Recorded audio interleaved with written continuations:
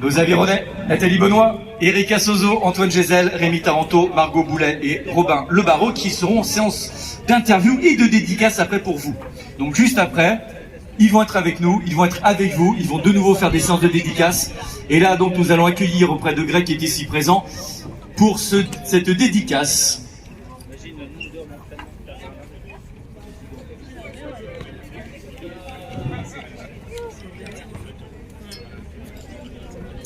Voilà, le mur va être signé et juste après on va commencer l'interview. Donc on va peut-être commencer par faire signer nos champions d'aviron. Ou pas. Ah voilà.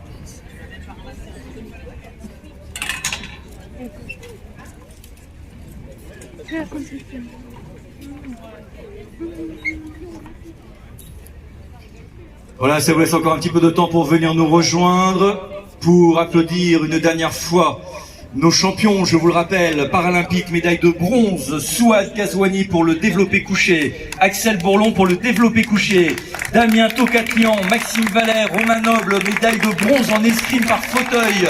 Et juste après, ce n'est pas fini, car juste après, nous accueillerons Erika Sozo, Antoine Gézel, Rémi Taranto, Margot Boulet, Robin Le Barreau pour le para-aviron en équipe et Nathalie Benoît en aviron. Et toutes ces équipes incroyables paralympiques reviennent juste de Tokyo pour vous.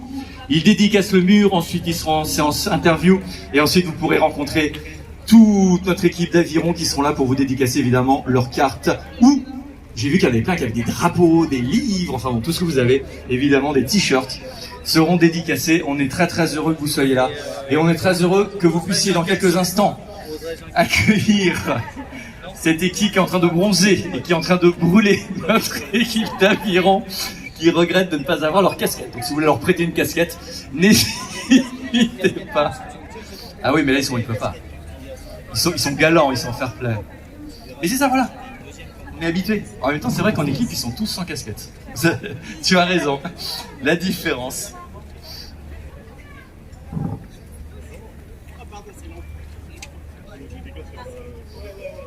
Alors justement, Nathalie, écoute, on va en profiter.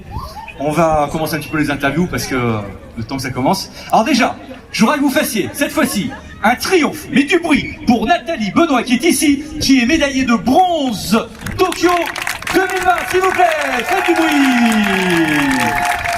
Alors pourquoi est-ce qu'il faut... Oui, et des sifflets.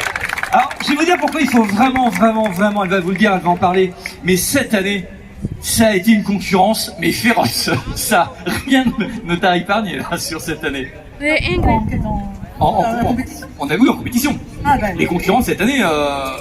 Comme chaque année, oui, je savais que cette année, l'or, l'argent, ce serait très très compliqué. C'est ça. J'étais partie avec l'idée d'essayer d'avoir le bronze, donc j'ai atteint mon objectif, donc je suis ravie. Conforme aux objectifs, alors c'est super. Très bien. Alors combien de participations? C'est ta deuxième médaille? Ce sont mes deuxièmes jeux. J'ai participé d'abord à Londres et maintenant... 2 jeux, 2 médailles. Faites du bruit s'il vous plaît. Je le réveille un peu. Alors donc, quelles sont les différences? Qu'est-ce que tu as ressenti comme différence entre les Jeux paralympiques de Londres et ceux de Tokyo? La principale différence, bien sûr, c'était le contexte. Hein, donc, oui, hormis le sanitaire, beaucoup moins de partage, tout ça. Mais par contre, c'était un retour, donc c'est vrai que je n'avais pas toute l'excitation du départ parce que je savais ce que c'était. Et bon, la grosse différence, c'était peut-être les objectifs qui étaient différents. Je visais l'argent à Londres, ce que j'ai eu. Là, je visais le bronze, donc je trouve que je fixe bien mes objectifs quand même. Prochaine fois l'or, bien sûr. Alors, c'est toujours ce qu'on me dit. Maintenant que j'ai les 2 couleurs, il faut essayer d'avoir la première. C'est plus difficile, mais bon, on peut toujours rêver. Hein, mais on l'aura. Il faut avancer. Tu l'auras. Une petite anecdote en tant que solo. Donc, tu arrives à Tokyo, donc évidemment avec tout ce que ça implique, isolé, test. Oui. Et en même temps, on arrive quand même à voir l'équipe de France. Oui, il y a eu un bel état d'esprit, mais pas que dans l'environ. D'accord, voilà, c'est ça. Vous arrivez quand même à avoir des petits moments intimes où vous pouvez vous voir, dîner, partager. On peut, oui, bien sûr, on peut se mélanger, mais il y avait quand même un esprit d'équipe de France paralympique. C'est ça. Et au sein de cette grande équipe de France, l'équipe de France d'aviron qui était très soudée. Voilà, ça nous a bien servi, hein, puisque finalement... sort médaillé sur 2 bateaux sur 3. Alors je vais te poser une question comme ça improvisée, comme juste après j'ai l'aviron par équipe. Est-ce que tu as eu envie à un moment d'être en équipe ou tu as toujours voulu faire solo? Ah non, moi j'aurais très envie de ramer en équipe, mais on est classé en fonction de nos handicaps et on nous place dans des catégories. On ne choisit pas finalement. D'accord. Voilà, je suis seule. Moi j'aimerais beaucoup ramer en équipe, bon, pour le partage, mais aussi pour beaucoup moins stresser parce que Bah oui. je suis un peu musicienne à côté. C'est vrai que jouer seule sur une scène c'est très stressant et en groupe ça fait une espèce d'énergie collective que je retrouve pas forcément seule sur mon bateau, mais.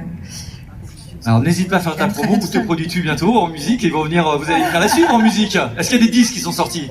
Des disques? Je sais pas, pourquoi pas. Moi, oui, je jouais effectivement avec une chanteuse qui joue du violon et du violoncelle. Et une chanteuse qui s'appelait Marthelène, et voilà, j'ai fait l'accompagnement de son spectacle pendant 1 an ou 2, je sais plus. Et il y a un disque de ça. Et il y a de l'actu qui arrive? De quoi? Est-ce qu'il y a de l'actu qui arrive? Parce que profites-en là pour faire aussi la promo de, non, là, actuellement, ta carrière non, mais artistique. ça reste en amateur. Je suis pas assez bonne pour être malheureusement musicienne professionnelle, mais en tout cas, dès que j'aurai terminé ma carrière sportive, je reprendrai les On cours. on te trouvera.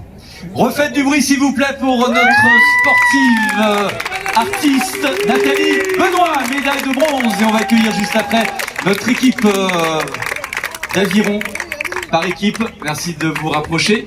Donc, je vais vous demander de faire du bruit cette fois-ci pour nos médaillés de bronze par équipe. PR3 Mix 4+, Erika Sozo, Antoine Gézel, Rémi Taranto, Margot Boulet et Robin Le Baron. Faites du bruit s'il vous plaît pour cette équipe médaillée paralympique de bronze.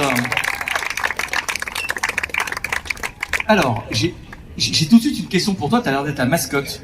Tout le monde te soulève, tout le monde t'encense. Pourquoi est-ce que tout le monde joue avec... Alors, on va te donner on va te passer voilà, on désinfecte évidemment les gestes barrières.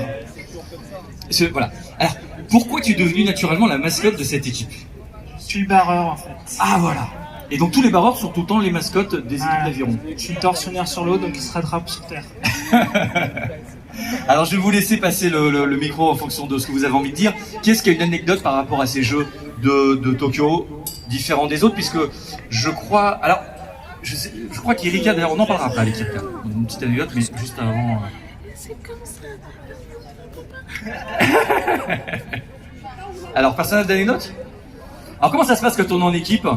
Vous êtes habitués à être tout le temps ensemble. Là, quand vous allez là-bas, vous avez une chambre commune, on vous partage. Comment ça se passe dans l'intimité de votre vie de champion paralympique à Tokyo? Voilà. Alors là, j'ai touché. Non mais vous pouvez tout dire, notre ami ici, ils peuvent tout dire, on est d'accord? Non mais on est habitué à vivre en collectivité, on est souvent en chambre double pendant les stages. Et là sur Tokyo c'était des appartements, donc par contre on s'est séparés hommes-femmes quand même, on a fait 2 appartements séparés à ce niveau-là et voilà.